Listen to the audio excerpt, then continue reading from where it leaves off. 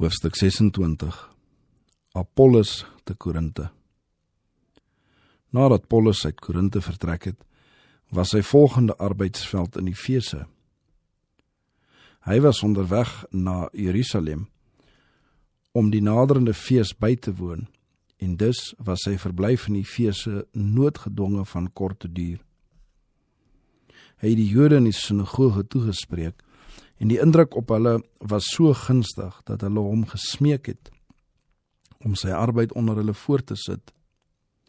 Sy beplande besoek in Jerusalem het verhinder dat hy langer by hulle bly, maar hy het beloof om hulle terug te keer as God wil. Aquila en Priscilla het hom daarin vergesel, en hy het hulle daar laat agterbly om die werk wat hy begin het voort te sit. Dit was gedurende hierdie tyd dat 'n sekere Jood met die naam van Apollos, wat in Alexandrië gebore is, 'n welsprekende man, in Efese aangekom het. Hy het die prediking van Johannes die Doper gehoor en die doop van bekering ontvang, en hy was 'n lewende getuie dat die werk van daardie profeet nie vergeefs was nie. Die skrif sê van Apollos: hy het onderrig ontvang in die weg van die Here en vurig van gees het hy gespreek en die dinge aangaande die Here noukeurig geleer, alhoewel hy net van die doop van Johannes geweet het.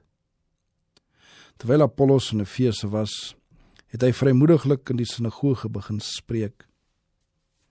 Onder sy toehoorders was Aquila en Priscilla, wat dadelik besef het dat hy nog nie die volle lig van die evangelie ontvang het nie. Hulle het hom by hulle geneem en hom noukeuriger die weg van God uitgelê. Deur hulle onderrig het hy 'n duideliker begrip van die skrifte ontvang en daardeur een van die bekwaamste voorstanders van die Christelike geloof geword. Apollos was begeerig om verder na Achaia te gaan en die broeders in Efese het aan die disippels geskrywe om hom te ontvang as 'n leraar wat in volle met die gemeente van Christus eens was. Hy het na Korinthe gegaan, waar hy in die openbaar en van huis tot huis die Jode kragtig deur die skrifte bewys het dat Jesus die Christus is. Paulus het die waarheidssaad gesaai, nou het Apollos dit nat gegooi. Die welslaag wat Apollos met sy prediking van die evangelie behaal het aanleiding gegee dat sommige gelowiges die werk van Apollos bo die van Paulus geag het. Hierdie vergelyking van mens met mens het 'n gees van partydigheid in die gemeente ingebring, en dit het gedreig om die vordering van die evangeliewerk te belemmer. Gedurende die 1,5 jaar wat Paulus in Korinthe deurgebring het hy die evangelie met opset eenvoudig voorgedra. Hy het nie met voortreffelikheid van woorde of van wysheid na die Korintiërs gegaan nie, maar het met vrees en bewing in die betoning van gees en krag het hy die getuienis van God verkondig, sodat hulle geloof nie in wysheid van mense sou bestaan nie, maar in die krag van God. 1 Korintiërs 2 vers 1, 4 en 5. Paulus het sy manier van onderrig noodwendig by die toestand van die gemeente aangepas. Later het hy aan hulle verduidelik: ek, broeders, kon met julle nie spreek soos met geestelike mense nie, maar soos met vleeslike, soos met klein kinders in Christus. Ek het julle met melk gevoed, nie met vaste spys nie, want julle was nog nie daartoe in staat nie, en julle is nou nog nie daartoe in staat nie.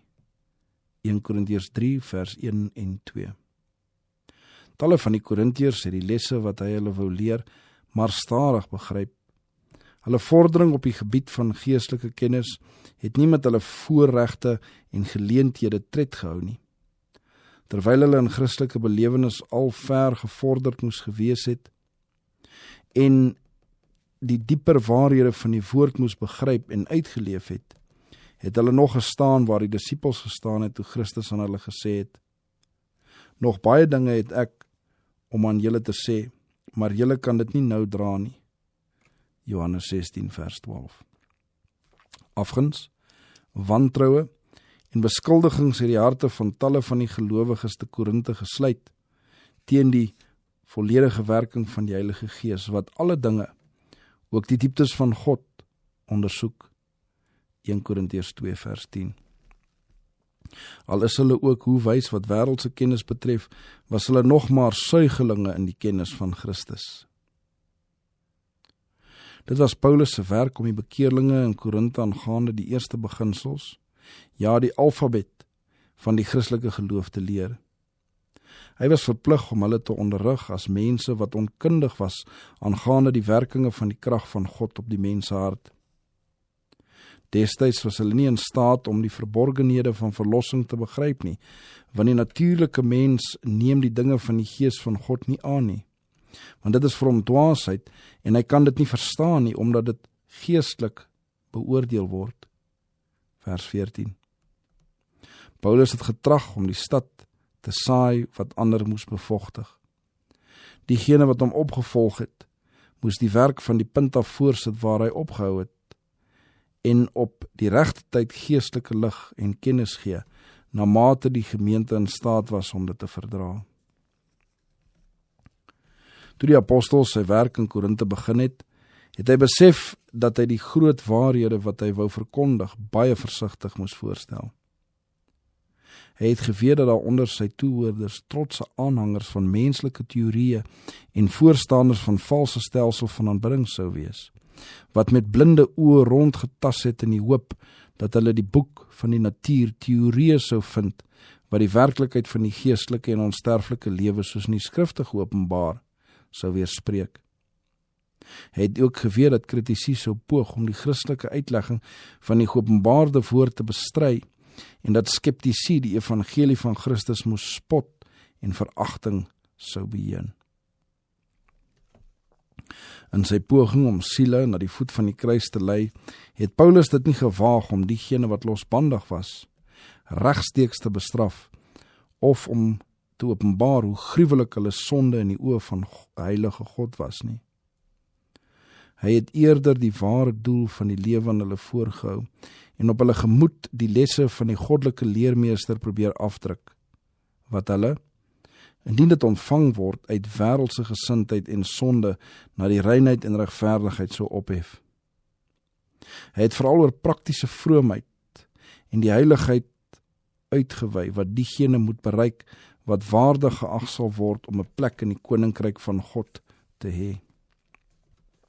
Hy het verlang om te sien dat die lig van die evangelie van Christus deur die duisternis van hulle gemoed dring, sodat hulle kon sien hoe aanstootlik hulle onsedelike gebruike in die oë van God is. Daarom was die las van sy onderrig onder hulle Christus en hom as gekruisigde.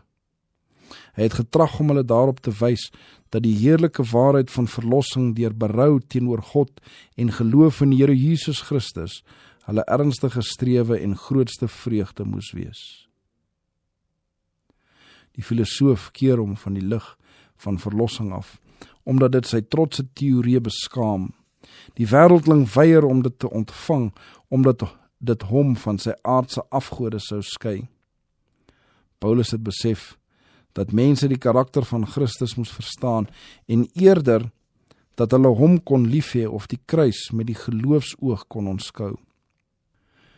Hier moet die uitgangspunt wees van die strewe wat in alle ewigheid die wetenskap en lied van die verloste sal wees. In die lig van die kruis alleen kan die ware waarde van die menslike siel bereken word. Die louterende invloed van die genade van God verander die natuurlike geaardheid van die mens. Vir die vleesgesindes sou die hemel nie begeerlik wees nie. Hulle natuurlike ongeheiligde harte sou geensins aangetrokke voel tot daardie rein heilige plek nie. En indien dit vir hulle moontlik was om in te gaan, sou hulle daar niks geesverwants vind nie.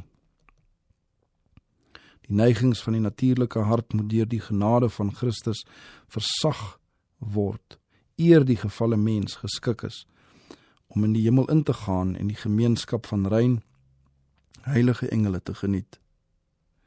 Wanneer die mens vir die sonde sterf en tot 'n nuwe lewe in Christus opgewek word sy hart met goddelike liefde vervul, sy verstand word geheilig, Hy drink uit die onuitputlike bron van vreugde en kennis, en die lig van 'n ewige dag skyn op sy weg, want die lig van die lewe is altyd by hom.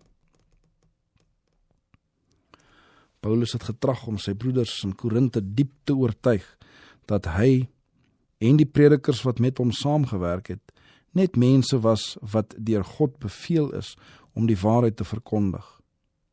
Dat hulle almal by dieselfde werk betrokke was, en dat hulle almal eweveel van God afhanklik was vir die welslae van hulle arbeid. Die bespreking oor die betrekkelike verdienste van die verskeie predikers wat in die gemeente ontstaan het, was nie na Gods wil nie, maar dit het ontstaan omdat hulle die eienskappe van die natuurlike hart gekoester het. As die een sê, ek is van Paulus, en die ander, ek is van Apollos, is julle nie vleeslik nie? Wie is Paulus dan? En wie is Apollos anders as die dienaars, deur wie julle gelowig geword het? En dit soos die Here aan elkeen gegee het. Ek het geplant, Apollos het nat gemaak, maar God het laat groei. So is dan hy wat plant, of hy wat nat maak, niks nie, maar God wat laat groei. 1 Korintiërs 3, vers 4 tot 7. Dit was Paulus wat eers in Korinthe die evangelie verkondig en die gemeente daar gestig het. Dit was die werk wat die Here aan hom toevertrou het. Onder leiding van God is ander werkers later ingebring om hulle taak te vervul. Die saad wat gesaai is, moes nat gemaak word, en Apollos moes dit doen. Hy het Paulus in hierdie werk opgevolg om verdere onderrig te gee, om die saad wat reeds gesaai is te help ontwikkel. Hy het die harte van die mense verower, maar dit was God wat die saad laat groei het. Dit is nie menslike krag nie, maar goddelike krag wat die verandering van die karakter bewerkstellig. Diegene wat saai en wat nat maak, laat die saad nie groei nie. Hulle werk net onder God as sy aangestelde werktuie wat met hom in sy werk saamwerk. Die eer en heerlikheid wat met sukses saamgaan, kom die meesterwerker toe. Die diensknegte van God besit nie almal dieselfde gawes nie, maar almal is sy werksmense. Ek moet by die groot leermeester leer en dan moet hy ander vertel wat hy geleer het. God het aan elk van sy boodskappers 'n persoonlike taak toevertrou. Daar is 'n verskeidenheid van gawes, maar al die werkers moet eensstemmig saamwerk onder die beheer van die heiligende invloed van die krag van God. Wanneer hulle die evangelie van verlossing verkondig, sal talle deur die krag van God oortuig word en tot inkeer kom. Die menslike werktuig word met Christus in God verberg, en Christus kom te voorskyn uitnemender as 10.000 en geheel en al die lieflikheid. Maar hy wat plant en hy wat nat maak, is een, maar elkeen sal sy eie loon volgens sy eie arbeid ontvang. Want ons is medewerkers van God, die akker van God, die gebou van God is julle. 1 Korintiërs 3 vers 8 en 9. In hierdie skrifgedeelte vergelyk die apostel die kerk by 'n betroubare akker, waarop die arbeiders werk, om die wingerdstokke wat die Here geplant het te versorg. En ook by 'n gebou wat die heilige tempel vir God moet word. God is die meesterwerker en hy het aan elke mens sy werk gegee. Almal moet onder sy toesig werk en hom toelaat om vir en deur sy werksmense te werk. Hy gee aan hulle takt en bekwaamheid en indien hulle sy bevele uitvoer, bekroon hy hulle arbeid met sukses. Die dienaars van God moet saamwerk en op 'n vriendelike, hoflike wyse verenig word en mekaar voorgaan in eerbetoning. Romeine 12 vers 10.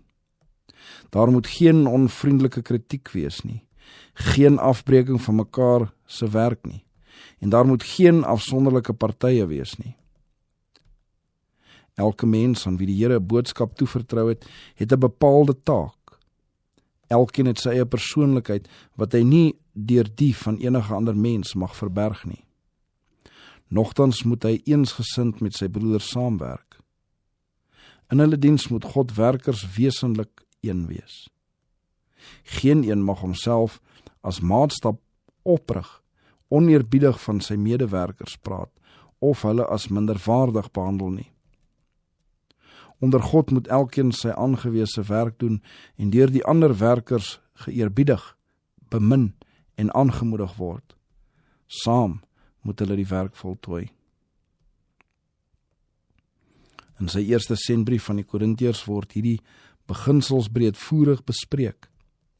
Die apostel verwys na die dienaars van Christus as bedienaars van die verborgenhede van God en aangaande hulle werk verklaar hy, en verder word van die bedienaars vereis dat hulle getrou bevind moet word. Maar vir my beteken dit baie min of ek deur julle of deur 'n menslike regsbank beoordeel word. Ja, ek beoordeel myself nie eens nie, want ek is my van geen ding bewus nie. Daardeur is ek egter nie geregverdig nie, maar hy wat my beoordeel, is die Here.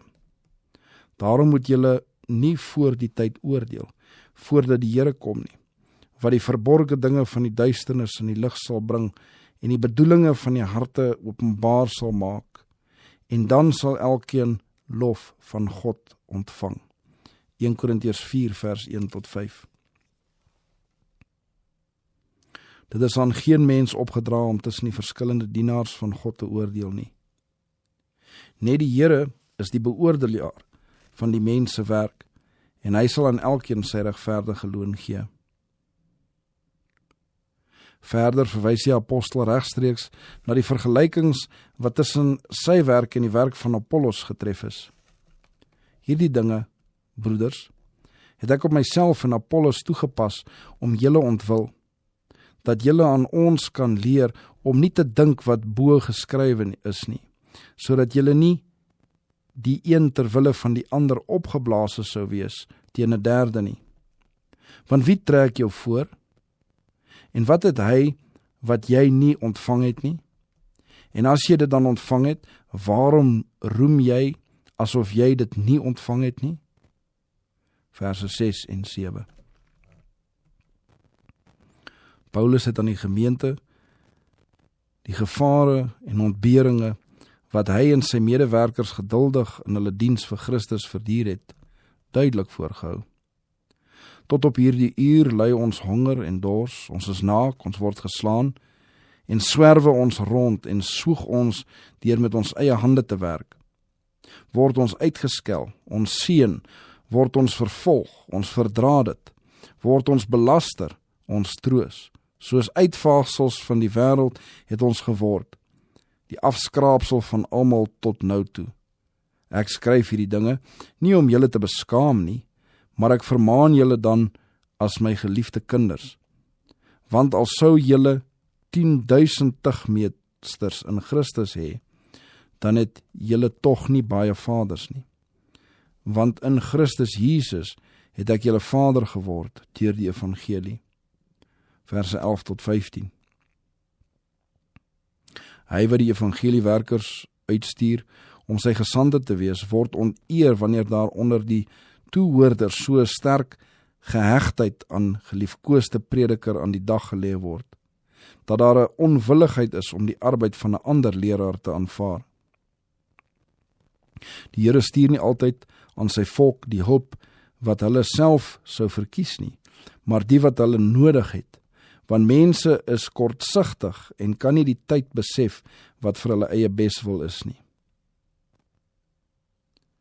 Dit gebeur selde dat een predikant al die eienskappe besit wat noodsaaklik is om al die vereistes van die Christelike geloof in 'n gemeente te volmaak.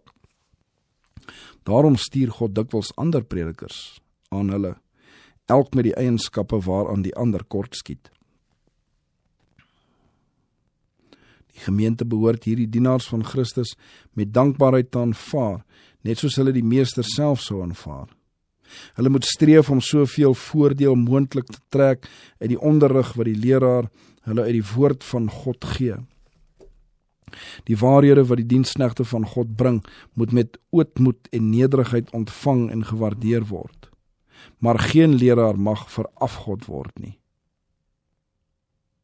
Deur die genade van Christus word die dienaars van God as bodes van die lig en seëninge aangestel.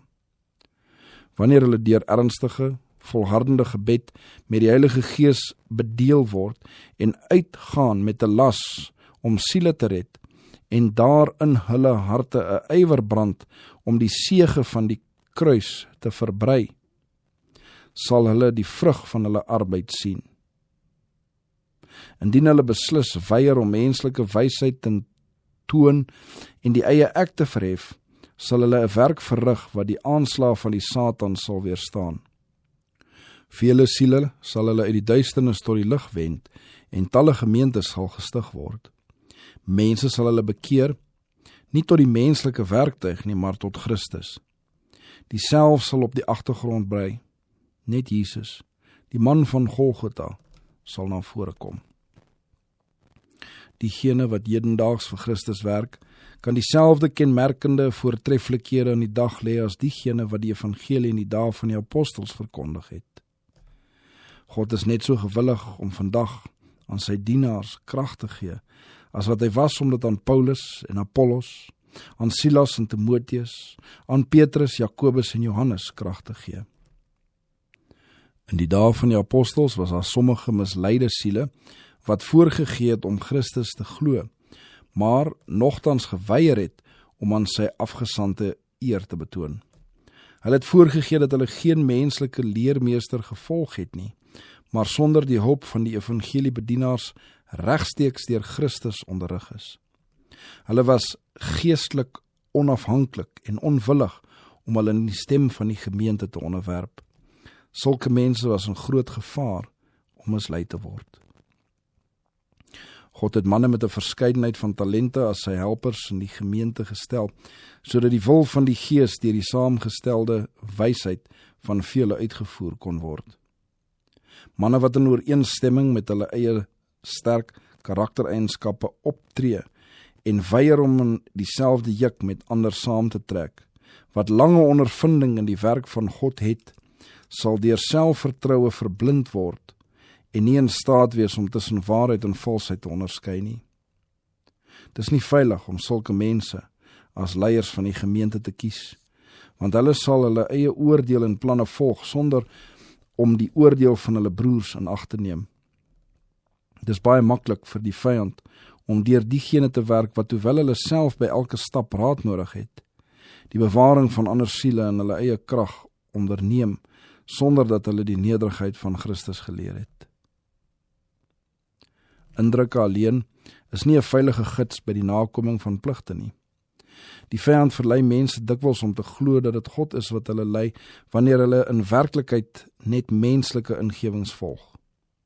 Maar as ons versigtig waak en ons broeders raadpleeg, sal die wil van die Here vir ons duidelik word, want die belofte is, hy sal die ootmoediges lei in die reg en die ootmoediges sy weg leer.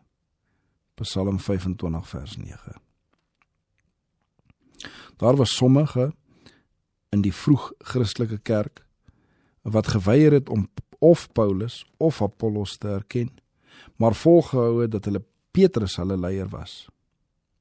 Hulle het beweer dat Petrus die naaste aan die Here was terwyl hy hier op aarde was, terwyl Paulus die gelowiges vervolg het. Hulle menings en gevoelens is deur vooroordeel gebind.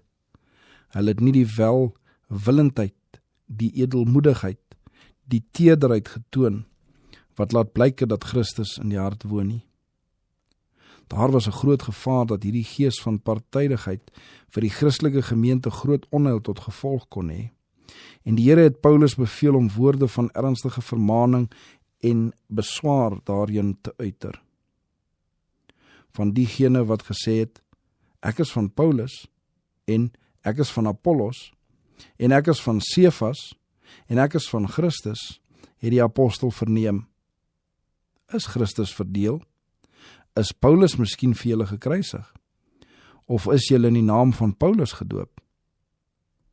Hy het gesmeek, laat niemand dan op mense roem nie, want alles behoort aan julle, of dit Paulus is, of Apollos, of Sefas, of die wêreld, of lewe, of dood, of teenswoordig, of toekomstige dinge, alles behoort aan julle, maar julle behoort aan Christus, en Christus aan God.